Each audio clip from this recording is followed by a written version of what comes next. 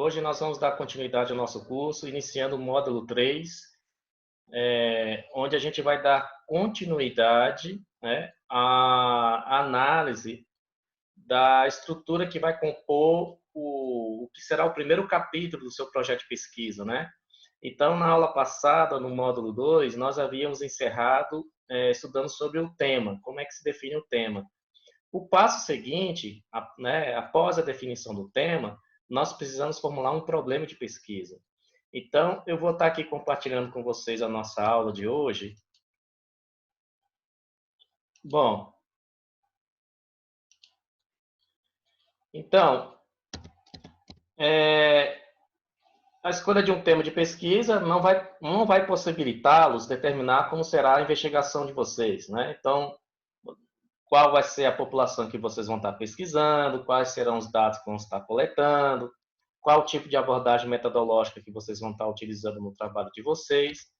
Antes, é preciso formular um problema de pesquisa, porque ele que vai ser o balizador da pesquisa de vocês, a pergunta condutora da pesquisa de vocês, né? Então, a aula de hoje a gente vai focar aqui, né, nesse tópico, problema de pesquisa. Pois bem, toda pesquisa se inicia com algum tipo de problema. Então, agora, nem todo problema é passível de tratamento científico. Então, para se realizar uma pesquisa, é necessário verificar se o problema cogitado se enquadra na categoria de científico. E aí, como é que fazer isso? Né? Nós temos, aqui são dois casos clássicos de problemas que não são problemas científicos, né? São problemas que não adianta vocês abordarem no trabalho de vocês, né? São exemplos de problemas de engenharia e problemas de valor, né? O que é que vem a ser, por exemplo, problemas de engenharia? São questões do tipo: como fazer para melhorar transportes urbanos, né? O que se pode ser feito para melhorar a distribuição de renda? Como aumentar a produtividade no trabalho, né? Note que nenhum desses problemas se constitui rigorosamente um problema científico, né? Sob a forma como são propostos, pois eles não possibilitam uma investigação segundo métodos próprios da ciência. Alguns autores chamam esse tipo de problema de problemas de engenharia, pois se refere a como fazer algo de maneira eficiente. A ciência pode até fornecer sugestões ou inferências acerca de possíveis respostas a esses tipos de problemas, mas não responde diretamente a esses problemas. E tem os problemas de valor. Olha só, por exemplo, olha só esses exemplos.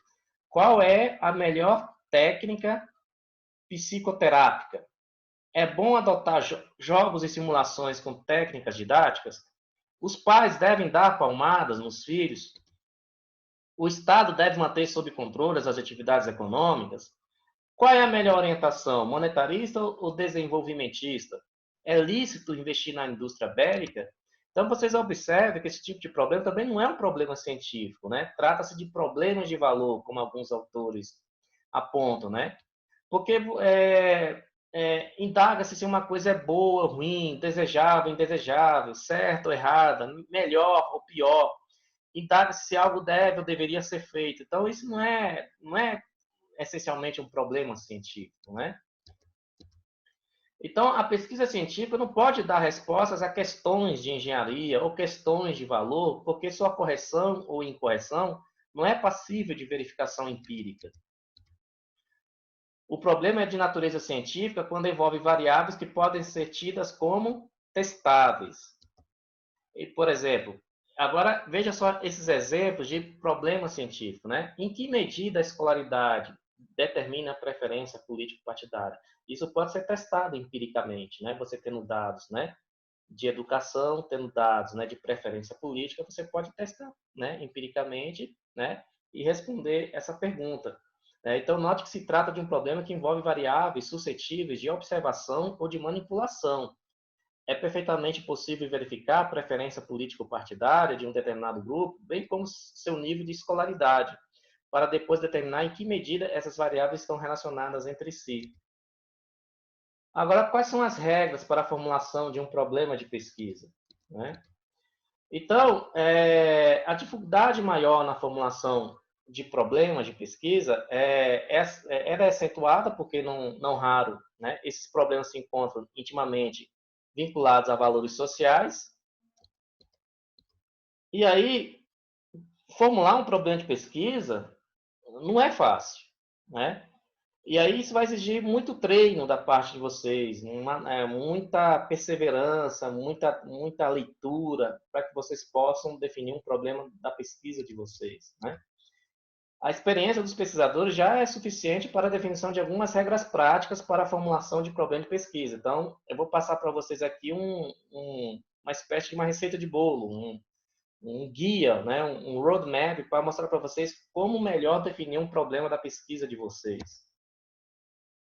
O problema deve ser claro e preciso, o problema deve ser empírico, né? O problema deve ser delimitado a uma dimensão viável, o problema deve ser suscetível de solução, mas inicialmente a gente vai analisar agora o problema deve ser formulado como uma pergunta. Então vamos lá, o problema ele tem que ser formulado como sendo uma pergunta para se facilitar a identificação do que se deseja investigar. Então, de modo geral, né, vocês, quando iniciarem o processo da pesquisa pela escolha do tema, né, a escolha em si, por si só, não se constitui um problema. Agora, ao formular perguntas sobre esse tema que vocês escolheram, o projeto de pesquisa de vocês, aí isso provoca problematização. A pergunta facilita a identificação por parte de quem consulta o projeto. Além disso, as perguntas são um convite para uma resposta e ajudam a centrar a atenção do pesquisador nos dados necessários para proporcionar tal resposta. Então, se alguém disser que vai pesquisar sobre o problema do divórcio, pouco estará dizendo. Mas e se propuser que fatores provocam o divórcio ou quais são as características socioeconômicas das pessoas que se divorciam? Agora sim, está propondo problemas de pesquisa. Veja só esses outros exemplos, né? A participação da mulher na força de trabalho. Você vê que está muito vago, está muito genérico. Você não tem muito que. Você não está dizendo muita coisa aí. Agora, se você propor, né, uma pergunta da seguinte forma: qual é a proporção de mulheres na composição da força de trabalho brasileira no período pós-Plano Real? Agora sim, você propôs um problema de pesquisa passível de ser investigado. E observem também dois pontos que eu falei para vocês antes. Primeiro, que o problema tem que ser, né, apresentado como uma forma de uma pergunta. Então, o trabalho de vocês vai ser construído, né, para procurar uma resposta a um problema que vocês propuseram analisar. Segundo, o problema tem que ser bem delimitado. Eu ainda vou falar um pouco mais sobre isso logo à frente, mas vocês têm, quanto mais você delimita o problema da pesquisa de vocês, maior condição vocês vão ter de poder encontrar respostas ou poder trabalhar mais o projeto de pesquisa de vocês. Um outro ponto, uma outra característica, né? O problema deve ser claro e preciso. Os termos adotados não só devem ser definidos para esclarecer os significados com que estão sendo usados na pesquisa, mas também é necessário que sua aplicação seja delimitada. Então, um problema não pode ser solucionado se não for apresentado de maneira clara e precisa. Então, há vários, constantemente a gente verifica aí, né, lendo trabalhos, encontra problemas desestruturados e formulados de um modo muito vago, que não tem como você conseguir desenvolver uma pesquisa baseado em problemas elaborados dessa forma. Então, problemas apresentados de forma desestruturada, com erros de formulação, acarretam dificuldades para resolvê-los. Veja só, como funciona a mente? Não está claro a que se refere, né? Agora, reformule essa pergunta. Que mecanismos psicológicos podem ser identificados no processo de memorização? Agora sim, você tem um problema de pesquisa bem formulado, bem claro e bem preciso, né? Então, o problema de pesquisa tem que ser preciso, pois isso, né, irá fundamentar toda a estrutura do trabalho, sinalizando o que é importante de se estudar, né? E o problema em pesquisa em si, ele expressa a inquietação de você, pesquisador. E isso irá mobilizá-lo para a busca de respostas, né? Então, os termos, né, utilizados devem ser claros, deixando explícito o significado com que estão sendo utilizados. Na formulação do problema de pesquisa de vocês, os cuidados com a linguagem devem ser amplos, visto que conceitos poucos claros podem comprometer os procedimentos posteriores da pesquisa.